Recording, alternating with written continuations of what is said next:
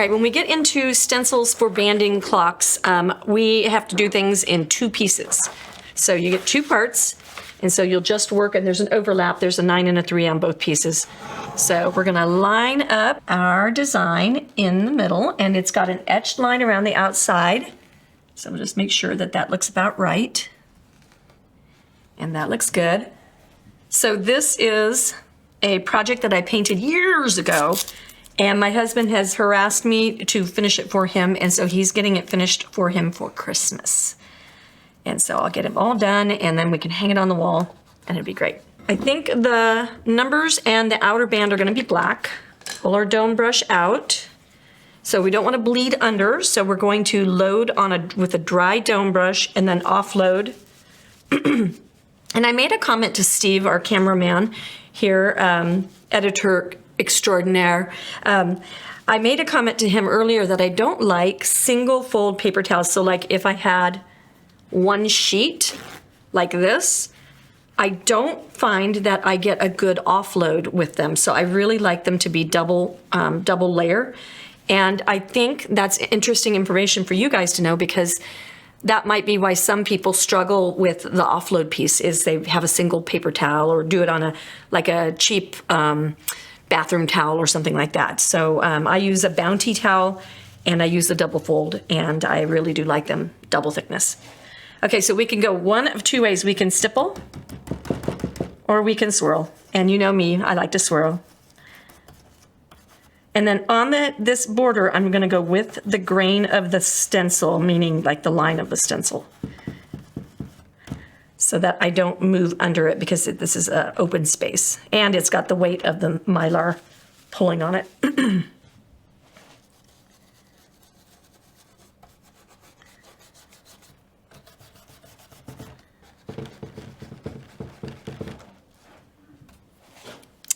Okay, and now for the rope, I want to get a tan brown gold, make it a little mixy mix. I've got number 8 and number 31. And we'll mix a little bit of that brown in there and see what happens to the color.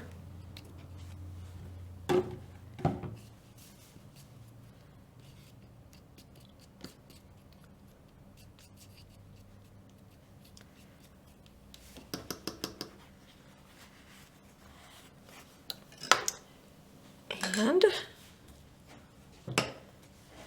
I'll flip him over.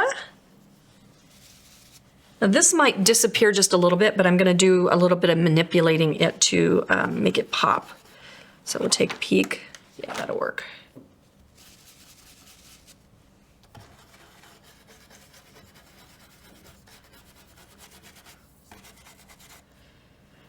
The banding stencils are amazing. If you've ever tried to paint a round area without any kind of guide, it is horrible to do. I've taped, I've everything. So we have a bunch of banding tools actually on the website, so you can choose bands of all styles and sizes.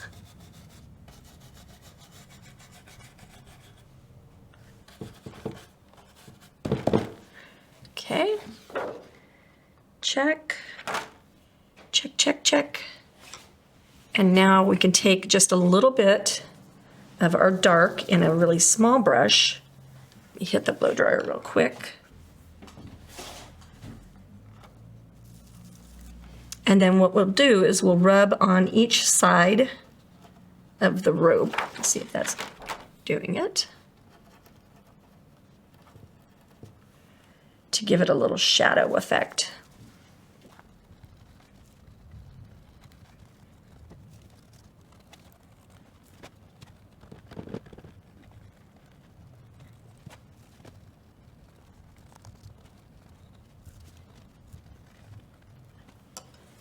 All right, we'll pull this off. And ta-da, half a clock is done in just a few minutes. Okay, so I'm gonna take one of my little feather brushes and get my yellow.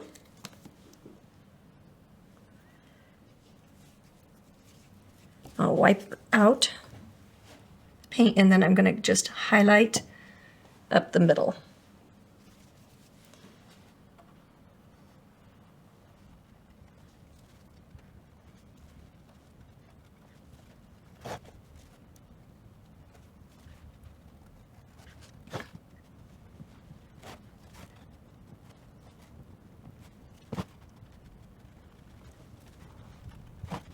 All right, we're going to take our mighty fine liner and get some water, and we're going to thin down that paint, and we might even put a little bit of white out for cream, number 22.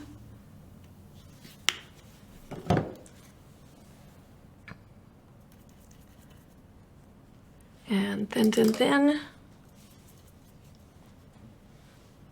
And then we're just going to make some fuzziness happen off of the rope.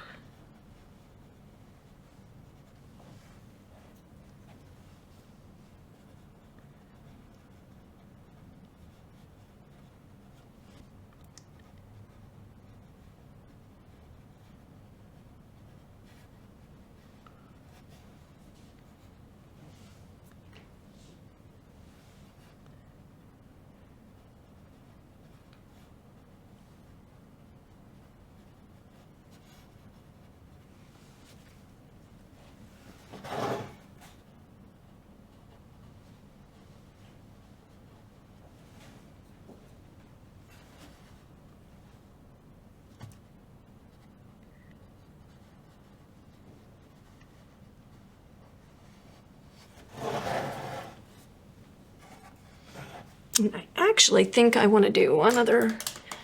So you could do a drop shadow. If you haven't seen how to do a drop shadow with a stencil, then you want to go check that video out.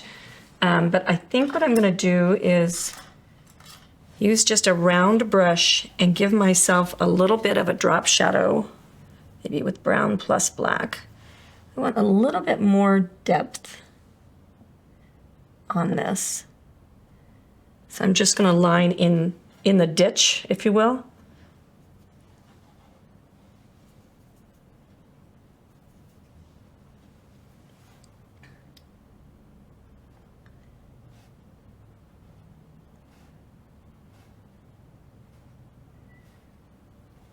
Yeah, that's more ropey.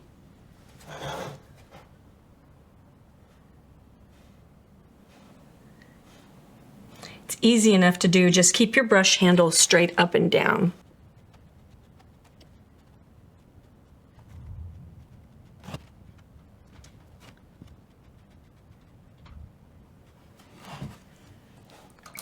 Okay, you never ever leave your rounds or your liners or your fine brushes in the water. Always rinse them off and set them off to the side.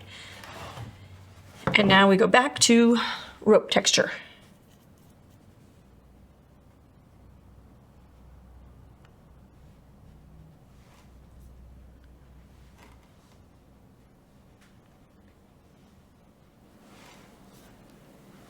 All right, so I've got my stencil on there lined up with my dots and my lines, and now I'm going to just repeat and do exactly the same steps on the other side. All right, guys, so I have my rope done, I have my band on there, and I want to give it just a little bit of framing glaze. So I've got my sticks that show my water-based stain, and I think I have no choice but to go with Mocha. I think that is Legacy,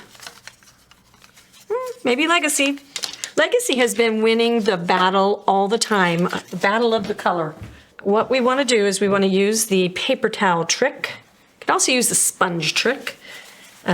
Shake your stain, and we want to give ourselves a little bit of water on our paper towel. And I'm going to go ahead and wet the whole paper towel. But I'm only going to put paint on one side so that if I don't like something, I can use the wet side and wipe it right back off. So get comfortable. Blend it on my palette. So then we'll go right next to, get my glasses on.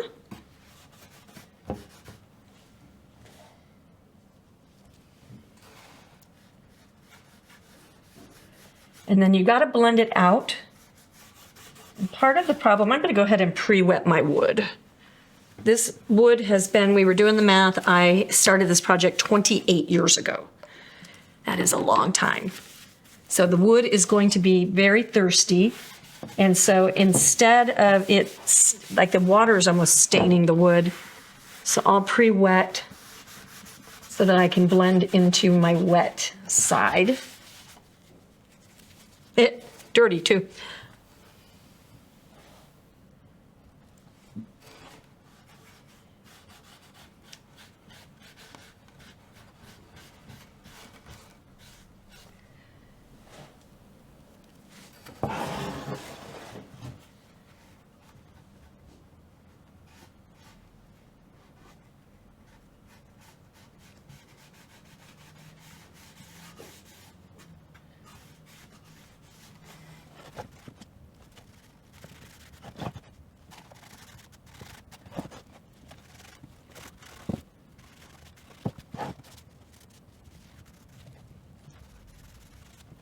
Okay, I think we've got it.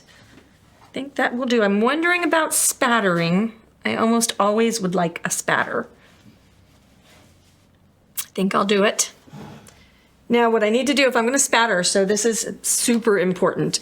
You need to make sure that you mask your artwork. So you gotta find something to mask with. I'm not gonna spatter inside, I'm gonna spatter this outer band. So what we can do is we can just go up here and make a series of little masks and then tuck them in. Okay, masked away. We take our spattering brush and we get water, mix it with our black, make it nice and thin. Use a heavy-handed thing to pop off the big junk. And then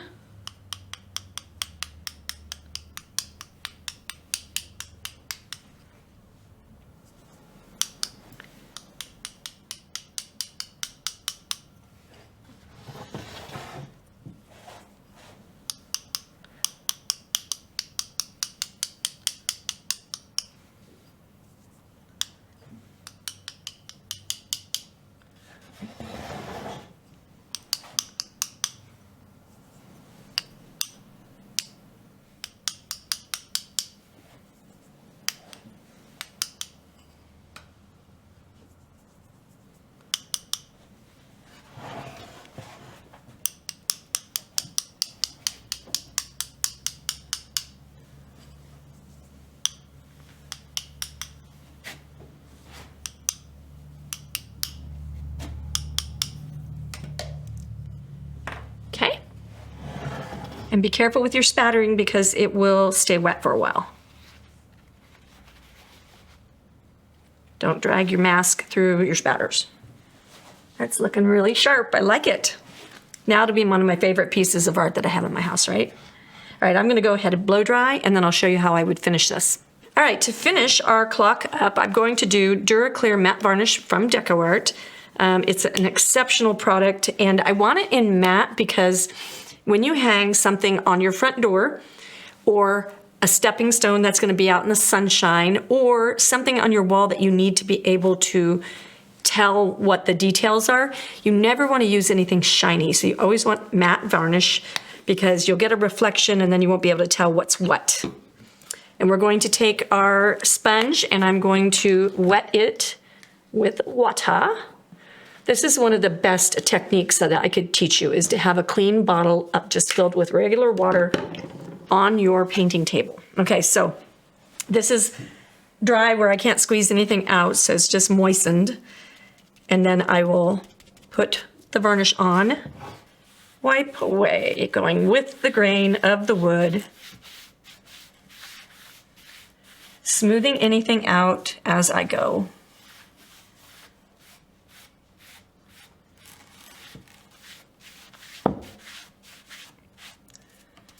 Because this is an old piece of wood, it would be really smart of me to go ahead and flip this over and varnish the back side too, so I can seal the wood on both sides to prevent any additional warping or, oh, hi, big streak. Adjust your angle so you can see if you're getting any runs or smears. It's hard to go back and take them away.